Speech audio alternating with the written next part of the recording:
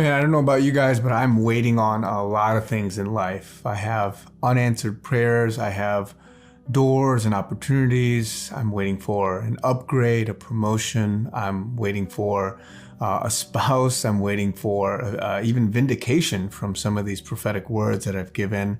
I'm waiting for a lot of things right now, and I'm asking the Lord and just really praying and abiding in Him. And many of these things, if you're like me, you know the Lord has put on your heart. You know that He gave you that desire. You know that it's a heavenly and a kingdom-oriented thing, and you're not just being selfish about it.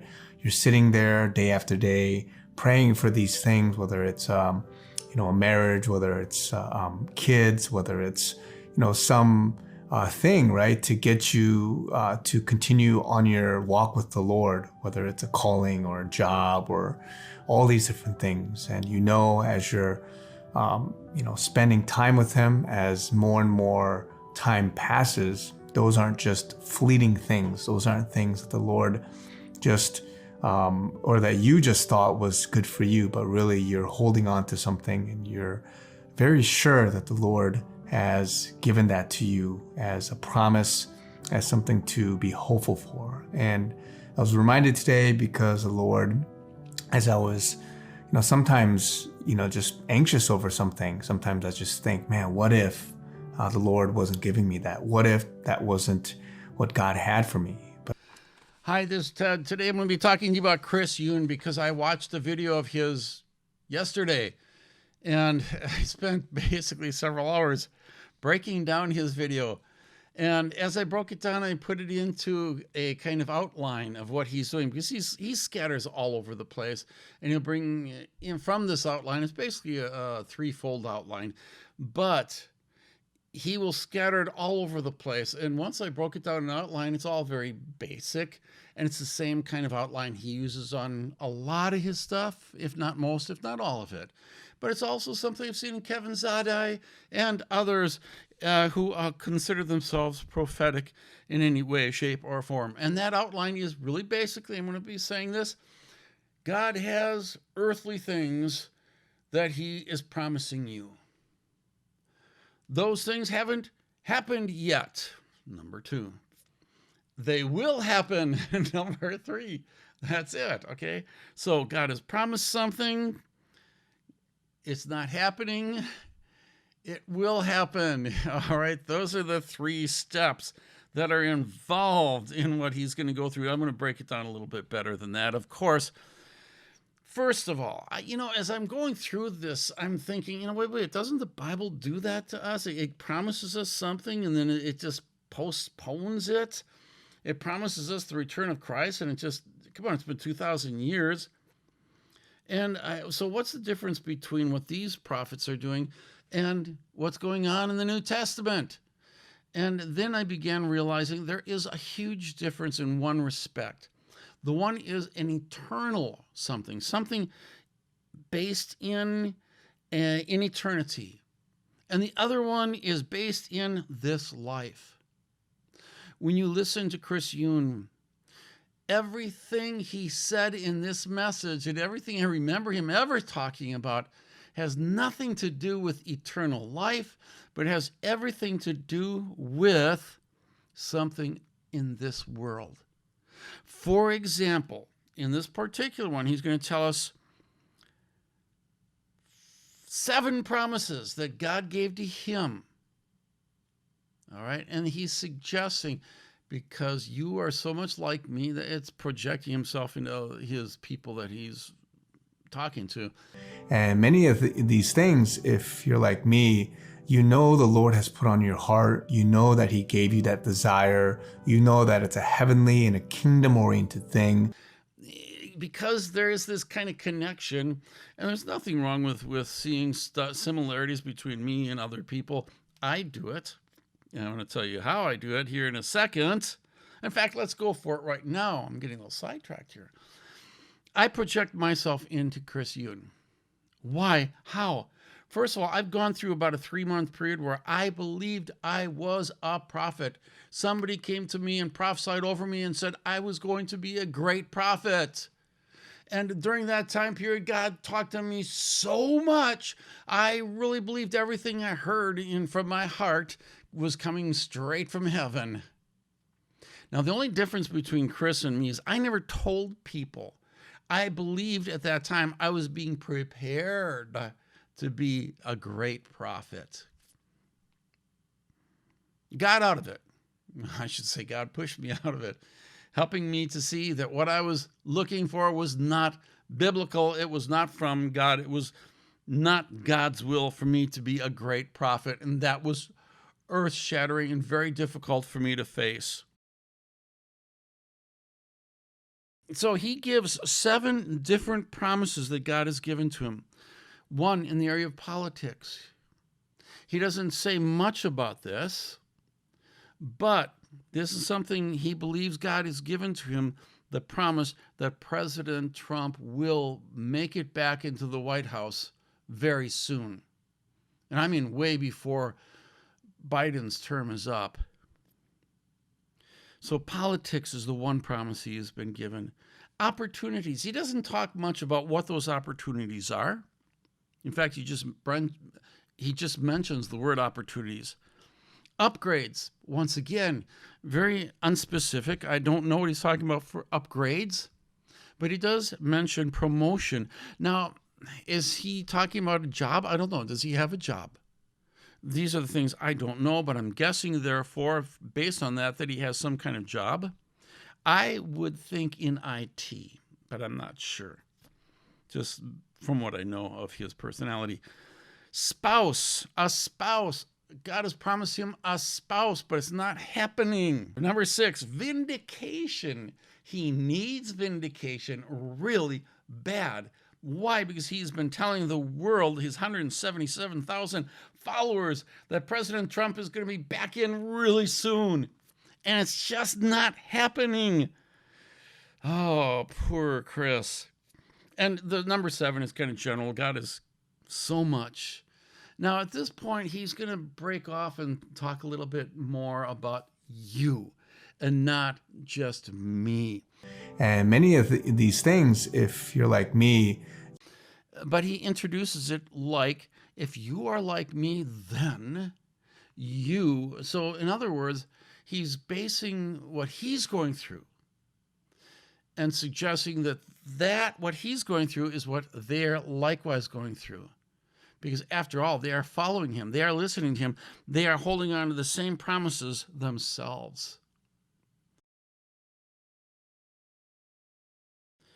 God's promises to us are based on God put it in your heart. All right? So if it's in your heart and you believe God gave that to you, then that's a promise you can hold on to. God gave you the desire. Number 3, you are heavenly kingdom minded. Number 4, you're not selfish about it. Number 5, it'll help you walk with the Lord. He says this in context of having a spouse. It'll help him walk with the Lord. Now, those of you who are married know that it's a blessing, and there's also, it does not necessarily help you walk with the Lord. It does sometimes, and sometimes it doesn't. It's like everything else in life. There's going to be struggles. All right. And finally, because God promised it to you, he doesn't explain anything more than that. Now let's talk about the problem. The problem is it's not happening. There's not much said about that by him, but he definitely, he's exposing the struggles he's going through. He's going through depression. By the way, he projects this on his viewers. You are going through depression. If you are like me, you are going through depression. You are thinking suicidal thoughts. He actually goes there. But you shouldn't be in that self-deprecating, suicidal even, and depressive mode, getting down on ourselves and filling our evenings, sleepless nights and things like that. So if you are like me, you have doubts, and you have worries. So what are the solutions? 22 different solutions. All right, that he offers. Things that you need during this time before God gives you the promise. All right, 22 things. First of all, don't worry. Secondly, seek God and his righteousness. Thirdly, wait. Fourth, be patient. Fifth, be hopeful. 6, be faithful. 7, keep praying. 8, remove anxiety. 9, put aside negative thoughts. 10, love. 11, seek God. 12, repent. 13, trust. 14, abide in him. 15, put away thoughts of suicide.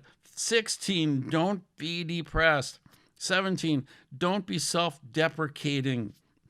18, remind yourself that God does not forget or forsake. 19, remind yourself that God will vindicate. And 20, remind yourself that God has a plan for you. Now, the last two, really, he does not suggest that we have to do it, but he has suggested that the reason God gave you these promises is because you are not selfish and because you walk with God.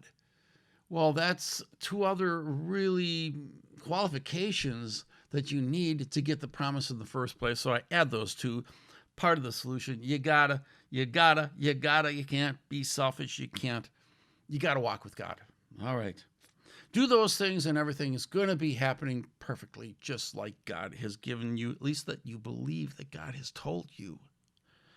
Okay, so my conclusions on all this. First of all, he opens himself up more than I've heard anybody. He's very open to tell you that he's going through suicidal thoughts, to tell you that he's going through depression, all that kind of stuff. You just don't hear that from most people. But he is very open. He basically helps you see that it's a struggle to have these promises that you believe God has given to you and to see that they're not happening. And rather than face reality and adjust to reality, he's still holding on to a dream. He's still holding on to a false belief that somehow God is going to vindicate him. He reminds himself that God is faithful, and he reminds himself in a way that he deserves. He deserves God giving him these promises because he's not being selfish, because he's kingdom-centered and kingdom thinking. He deserves this.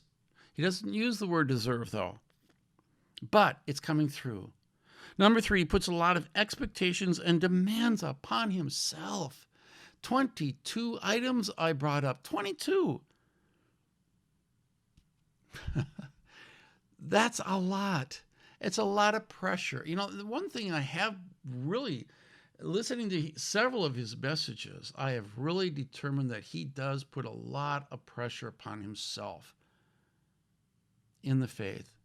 And I will tell you something, that can be destructive to Christians. When you put that many qualifications, when you put that many things upon yourself to constantly, you got to do this, you got to do this, you got to keep on seeking the Lord, you got to do all this stuff, and it's always, it's a very negative type of Christian walk because you're putting so much pressure upon yourself. What happens when you put that much pressure on something? It explodes. I know that through experience. I'm projecting myself onto this guy. Eventually, something explodes, something cracks, because we can't handle that much pressure. It's one of the gripes I have with the discipleship movement. You give them that much pressure to follow and obey, and eventually people just can't handle it, and they leave. They leave Christianity altogether. I have run into so many Christians, too many Christians, who leave entirely because they just can't handle all the pressure put on them from without and from within. As a young Christian, occasionally I had to just say, I quit.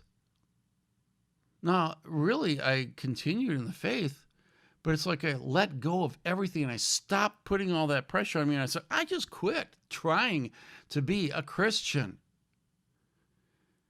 It's not how it's supposed to happen. Fourth, he follows a very basic prophet formulaic outline. Give the promise, build hope into that promise. When that's done, explain why that promise is not happening yet, and promise that it's always hanging there in the future. Fifth, he uses a shotgun approach in a lot of things. He gave 22 different solution items. He also gave us, 7 different promises from God based on 6 different things, all right? And finally, that's it. This is Ted. You all have a good day.